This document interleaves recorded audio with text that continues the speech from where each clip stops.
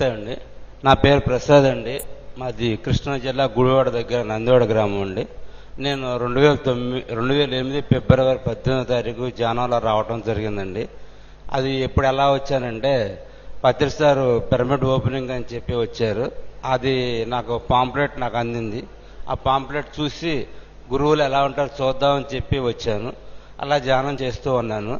ధ్యానం చేస్తూ ఉండగా నాకు 2000 ధ్యానంలో కూర్చుంటే ఒక 6 hours నుంచి 7 hours వరకు కూర్చుంటాను. కంటిన్యూగా అలా కూర్చుని పోతాను.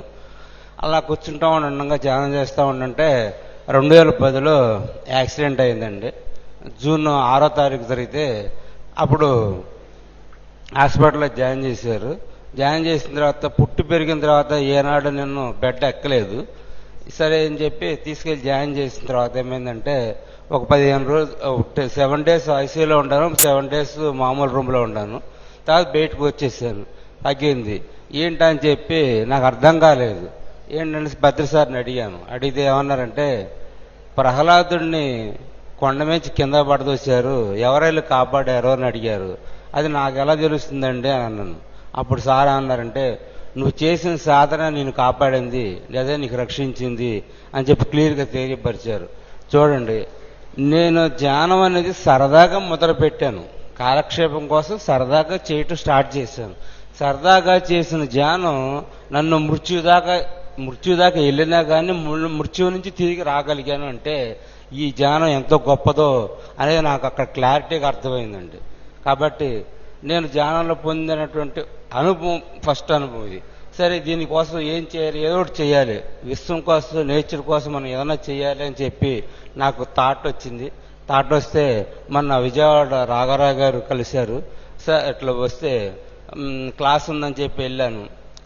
క్లాస్ చెప్తున్నారు కదా అని చెప్తే సార్ ఒక మాట అన్నారు, అయ్యా పిఎంసికి మేము స్థలం తీసుకుంటున్నాము, ఇంత అవుతుంది, గజం 1,15,000 అవుతుంది, తీసుకుంటున్నాము అని చెప్పి అడిగితే సార్ నా పేరు రాసుకోండి సార్, నేను డొనేట్ చేస్తాను అని చెప్పి అన్న తర్వాత ఒక 4 రోజులకి 3 రోజులకి నేను డబ్బులు కూడా ఇవ్వటం జరిగింది. అయితే ఈ ధ్యానం వల్ల ఇంకో బెనిఫిట్ ఏంటంటే వాస్తవానికి మా మిసెస్కి పెద్దగా చదువు తక్కువ. ఊరిని అట్లా అప్లై చేసిందో జాబ్ కోసం అప్లై చేస్తే జాబు వచ్చింది. పిల్లలు కూడా బాగా చదువుతున్నారు. కుటుంబం అంతా ధ్యాన కుటుంబం అయింది.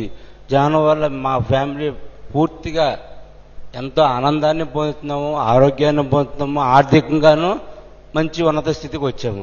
కాబట్టి నేను ప్రతి ఒక్కళ్ళకి చెప్పేది ఏంటంటే మీరు ధ్యానం చేయటం మొదలు పెడితే మీ ద్వారా మీ తల్లి కానీ మీ తండ్రి కానీ మీ భర్త కానీ పిల్లలు కానీ వాళ్ళకు కూడా చేయించండి. ఆటోమేటిక్గా మన కుటుంబం అంతా కూడాను ఆనందమయం అవుతుంది, ఆరోగ్యమయం అవుతుంది, ఆర్థికంగా కూడా ఇబ్బందులు లేకుండా ఉంటాయి. ఇది నా జీవితంలో జరిగినటువంటి మొట్టమొదటి ఎక్స్పీరియన్స్ అండి.